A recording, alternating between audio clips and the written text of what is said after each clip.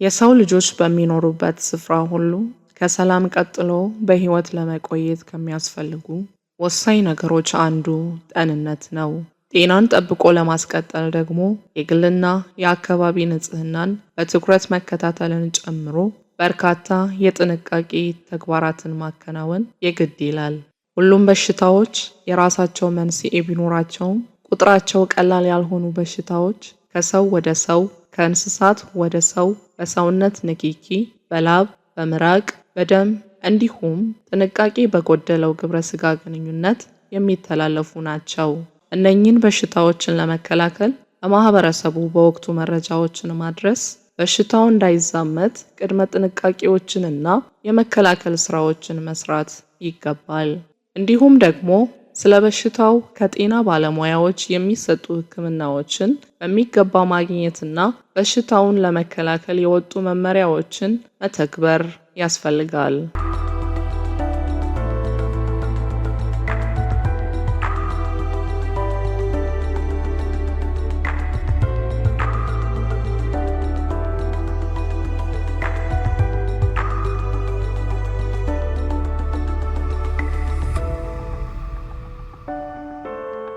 በ2018 ዓመተ ምህረት ከአንድ ወር በፊት በአንዳንድ የሀገራችን አካባቢዎች ማርበርግ የተባለ በሽታ መከሰቱን ከጤና ሚኒስቴር የሚወጡ መረጃዎች ያመለክታሉ። የበሽታው ዋነኛ ምልክቶችም በበሽታው የተጠቃ ሰው በአፍ፣ በአፍንጫና በተለያዩ የሰውነት ክፍሎች የደም መፍሰስ መታየት ነው።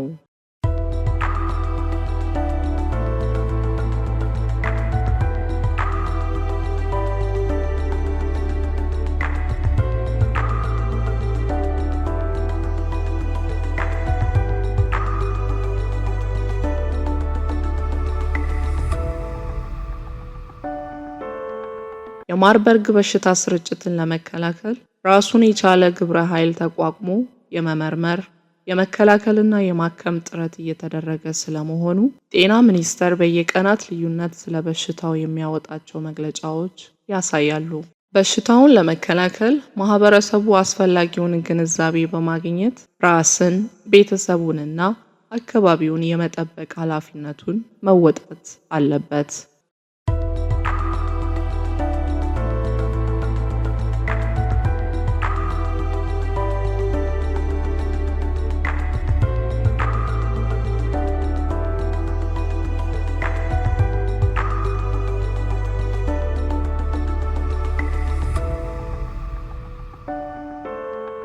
ከማርበርግ በሽታ ጋር በተያያዘ በሽታውን ለመከላከል የህዝብ ቁጥር በብዛት በሚስተዋልባቸው ቦታዎች ሊደረጉ በሚገቡ ጥንቃቄዎች ዙሪያ የአርባ ምንጭ ከተማ ጤና መምሪያ ከፌዴራል ጤና ጥበቃ ሚኒስቴር ጋር በመተባበር ሰሞኑን ለባለድርሻ አካላት ስልጠና ሰጥቷል። ሰዎች የአርባ ምንጭ ከተማ ህዝብ አጎራባችም ያሉ ሰዎች ራሳቸውን አውቀው ጥንቃቄ እንዲያደርጉ መልእክት ለማስተላለፍ የሃይማኖት አባቶች፣ የሀገር ሽማግሌዎች፣ የአጠቃላይ ተጽዕኖ ፈጣሪ ወጣቶችን ከአካል ጉዳተኞች ማህበር ጨምሮ ጠርተን የግንዛቤ ማስጨበጫ መድረክ ነው እያደረግን ያለ ነው።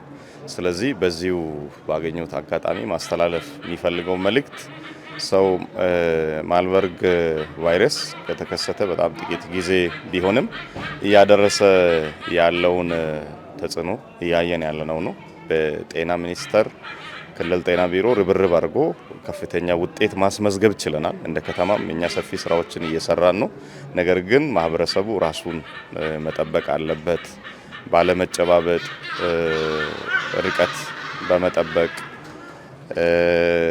እጅ ሳኒታይዘር በመጠቀም፣ ቶሎ ቶሎ በመታጠብ ራሳቸውን መጠበቅ ይቻላል። በመፍራት ሳይሆን አውቆ መተላለፊያ መንገዶችን አውቆ ጥንቃቄ በማድረግ ራሳችንን መጠበቅ እንችላለን እና ይሄን ተገንዝቦ ሰው እነዚህን የጥንቃቄ መንገዶችን እየተገበረ ከበሽታው ራሱ መጠበቅ የሚችል መሆኑን መልእክት ማስተላለፍ ፈልጋለሁ። በአርባ ምንጭ ከተማ ማርበርግ በሽታን የመከላከል በርካታ ስራዎች እየተሰሩ ነው። የአርባ ምንጭ ከተማ ጤና መምሪያ በሽታውን ለመለየት ናሙና በመውሰድ ምርመራዎችን እያካሄደ ነው። ጤና ተቋማት ላይ ከፍተኛ ስራዎችን ሰርተናል። ሁሉም በከተማ ውስጥ ያሉ ጤና ተቋማት አርባ ምንጭ ሆስፒታልም ቀሪ 2 የመጀመሪያ ደረጃ ሆስፒታሎችም የጤና ጣቢያዎችም ፕሪትሪያጅ ወይም ሰዎች ወደ ተቋማት ሲገቡ ተመርምሮ እንዲገቡ የሙቀት ልኬት ስራ እየተሰራ የስክሪን እየተደረገ ተገልጋይ ወደ ተቋማት እንዲገቡ በሁሉም ተቋማት ነው የጤና ጣቢያዎችን ጨምሮ በሁሉም ተቋማት የስራ እየተሰራ ነው። ሌላኛው ባለሙያዎች አገልግሎት ሲሰጡ ራሳቸውን ጠብቆ አገልግሎት እንዲሰጡ የአገልግሎት ራሳቸውን መጠበቂያ ፒፒ የሚባሉ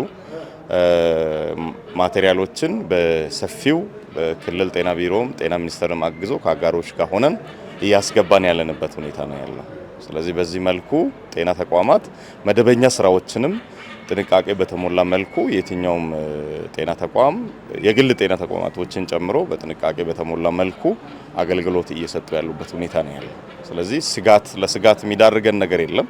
ቅድመ ጥንቃቄ ማድረግ ስላለብን ያን በተመለከተ ማህበረሰቡም ጤና ተቋማትም የጥንቃቄ መንገዶችን እየጠበቁ መደበኛ ስራዎችንም እንዲሰሩ መልእክት ማስተላለፍ ፈልጋለሁ። በሽታውንም ለመከላከል ከተቋማት ጋር በጋራ መስራትና የግንዛቤ ማስጨበጫ ትምህርቶችን በየጊዜው እየሰጠ ይገኛል። የስልጠናው ዓላማም ስለ በሽታው በማህበረሰቡ ዘንድ ግንዛቤ ለመፍጠር ነው። አንዱ አሁን የዚህ መድረክም ዓላማ የግንዛቤ ማስጨበጫ ነው። ስለዚህ በቀጣይ ከትምህርት ቤቶች ጋር እንሰራለን። ከትራንስፖርት መንገድና ትራንስፖርት ተገልጋዩ ራሱን ጠብቆ ርቀቱን ጠብቆ ሳይነካካ አገልግሎት የሚያገኝበትን መንገድ መመቻቸት ስላለበት ያን ዓላማ በማድረግ አሁን እዚህ ከኛ ጋር ከትምህርት ቤቶችም ከተማ ውስጥ ካሉ ከሁሉም ትምህርት ቤቶችም መንገድና ትራንስፖርትም የመጡ አካላት አሉ። ከነሱ ጋር ሰፊ ውይይቶች ያስፈልጋል። ተማሪዎች ራሳቸውን ጠብቆ መደበኛ የትምህርት ሁኔታቸውን እንዲከታተሉ ለማድረግ ሰፊ ስራዎች እየተሰሩ ያሉበት ሁኔታ ነው ያለው።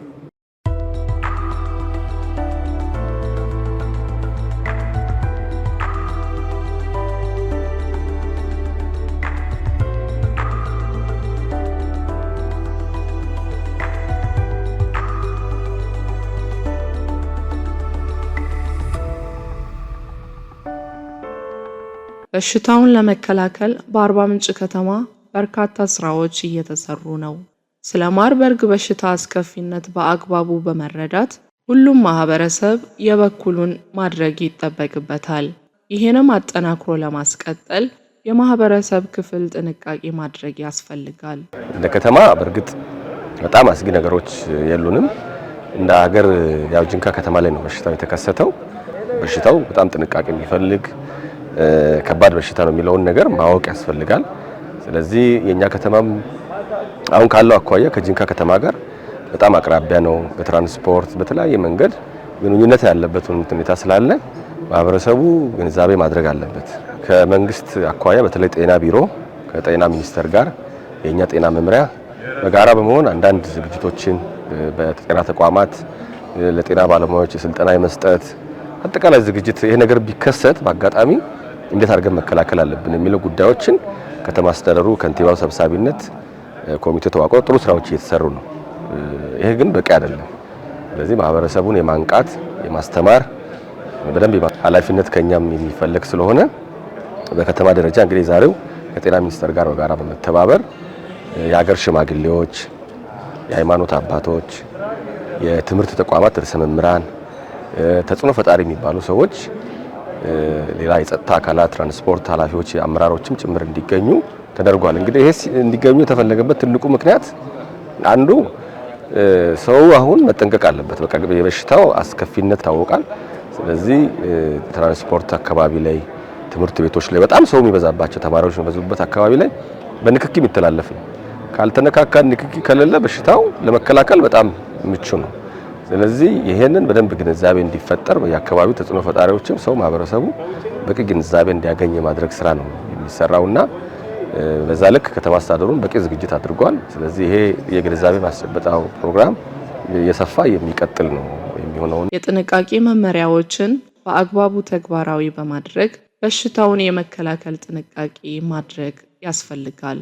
በሽታዎች ተላላፊ የሆኑ በሽታዎች፣ ተላላፊ ያልሆኑ በሽታዎች እንደገናም ያልተጠበቁ በሽታዎች አሁን ከእንስሳት ወደ ሰው የሚተላለፉ ከዱር አራዊት ወደ ሰው የሚተላለፉ በሽታዎች ብዙ ጊዜ በሳይንሱ ላይ ያሉ በሽታዎች ናቸውና ከቫይረስ ጋር የሚመጡ በሽታዎች ብዙ ጊዜ መከላከልን ይፈልጋሉ። መከላከልን ስለሚፈልጉ ሰው እርስ በርስ መገናኘትን፣ ንጽህና መጠበቅን ይሄ እንደገና በሽታው በምን ይተላለፋል የሚሉ በሽታው መተላለፊያ መንገዶችን በደንብ አውቆ ከዛ ራሱን ተጠንቅቆ ቤተሰብ ጋር ጥንቃቄ አድርጎ አካባቢ ጎረቤት ጋር ጥንቃቄ ማድረግን ይፈልጋል። በተለይ በአካባቢው ላይ ትንሽ ጸጉረ ለውጥ ሆኖ የሚመጡ ሰዎችን በተለይ መጠራጠር ያስፈልጋል። ይህ ጥርጣሬ ያለ ሰው ደግሞ ለሚመለከተው አካል መጠቆም ያስፈልጋል የሚለው ሂሳብ ያለኝ እና መንግስትም ጤና ጥበቃም በተለይ አሁን እየተሰራ ያለው ነገር በጣም መልካም ነገር ነው። እንደዚህ ተላላፊ በሽታ ምን ይፈልጋል? ግንዛቤ ማጨበጥ ይፈልጋል። ሰው ግንዛቤ ከጨበጠ እውቀት ካገኘ ያን ወደ ተግባር ከቀየረ በሽታው ይገታል። የሆነ ቦታ ላይ የሚያዘው ተይዞ የሚሞተው ሞቶ ከዛ ላይ የሆነ ቦታ ላይ ይገታልና የመግታት ስራ አሁን እየተሰራ ያለው ስራ እኔ እጅግ በጣም የሚያስደስተውና በዚህ ልክ ጤና ጥበቃ የሚመለከተው አካል በጣም በርትቶ መስራት ይፈልጋል የሚል ሂሳቤ ነው ያለኝ። ላይ የተከሰተው የማርበርግ በሽታ ከመከላከል ረገድ ማህበረሰቡ ምን ማድረግ አለበት የሚል የግንዛቤ መድረክ እዚህ ተፈጥሯል። በዛ ላይ እኛ ደግሞ እንደ ትምህርት ሴክተር ትምህርት ቤት የብዙ ማህበረሰብ መሰብሰቢያ እንደመሆኑ መጠን ተማሪዎች ጋር መድረስ የሚገባው መልእክት በአግባቡ ደርሶ እነሱ ደግሞ ያው ተማሪ የሰማው ነገር ለብዙ ሰው ስርጭት ለማድረግ መንገዱ እየተስተካከለ ስለሚሆንልን ለማህበረሰቡ ባጭሩ መልእክቱን ማስተላለፍ እንዲችሉ የሚረዳን መድረክ ነው። ያም እንግዲህ ስናይ የመከላከያ መንገዱ ላይ በዚህ የተገለጸው መሰረት ከንክኪ ሁሉም እንዲርቅ ድንገት እንደዚህ አይነት ኬዞች የሚከሰቱ ከሆነ እንኳን በፍጥነት ወደ ሕክምና ጣቢያዎች ላይ የታየበት ሰው በፍጥነት ወደ ሕክምና ቦታ መሄድ እንደሚገባውና ሌሎችም ጥቆማ ምናልባት ፈርተው እንኳን የሚሸሸጉ አካላት ቢኖሩ ጥቆማ የማድረጉን ስራ እንዲሰሩ ይህንን ሰፊ የሆነ መልእክት ለማስተላለፍ ለኛ ምቹ አጋጣሚ ነው። በሽታው ሲታይ አስከፊነቱ በጣም የሰፋ ነው የጎላ ነውና ከተያዙ ወዲህ ለማምለጥ ያለው ነገር አዳጋች ስለሚሆን ከወዲሁ በመከላከል ላይ የሚነገሩትን የሚወርዱ መመሪያዎችን ሰው በመከተል ንክኪን በማራቅ እየተነገረ ያለውን ነገር ማንም ሰው ተግባራዊ ቢያደርግ የተሻለ ነው። ያንን አድርገን መከላከል ብንችል የተሻለ ይሆናል።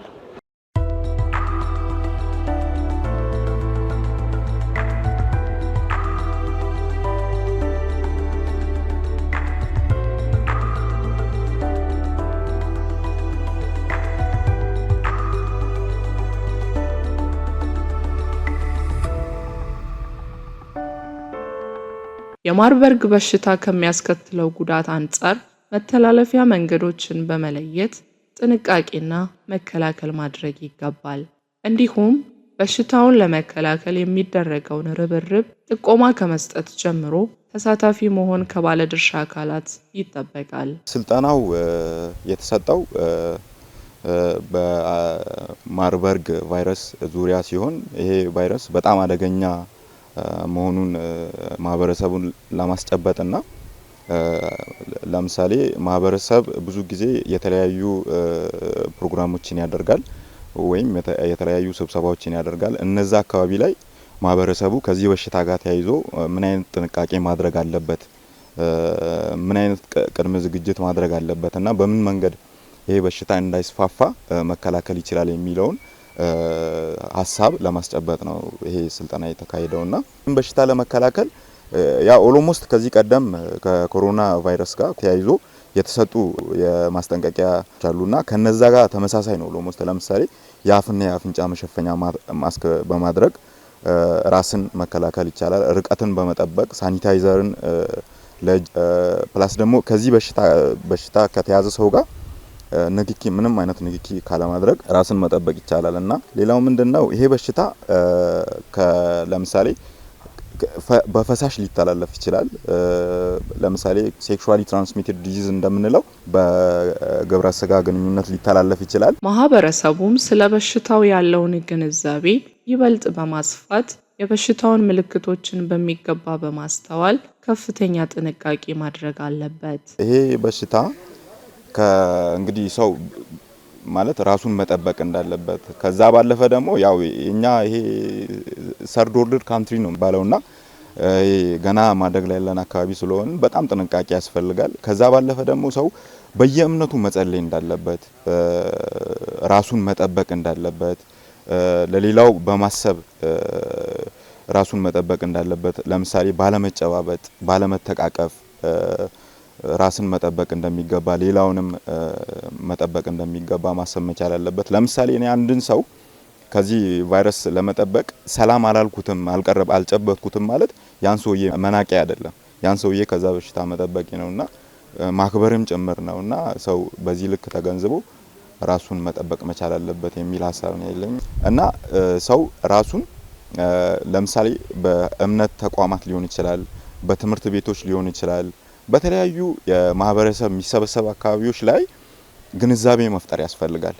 እዛ አካባቢ ሊድ በሚያደርጉ ሰዎች አማካኝነት ግንዛቤዎችን በመፍጠር እዛ አካባቢ ላይ ሐሳብ በመለዋወጥ በሽታው እንዳይስፋፋ ለህብረተሰቡ ሐሳብ መስጠት ነው። ከዛ ባለፈ ደግሞ እንግዲህ ፈጣሪ እንዲጠብቀን ፈጣሪን መለመን ነው መማጸን ነው። የማርበርግ በሽታ አስከፊነትን በሚገባ በመረዳትና የተሰጡ የጥንቃቄ መልእክቶችን በወቅቱና በአግባቡ መተግበር ከሁሉም የሚጠበቅ ኃላፊነት መሆኑን በማሳሰብ የዛሬውን ዝግጅት በዚሁ አበቃን። ሰላም።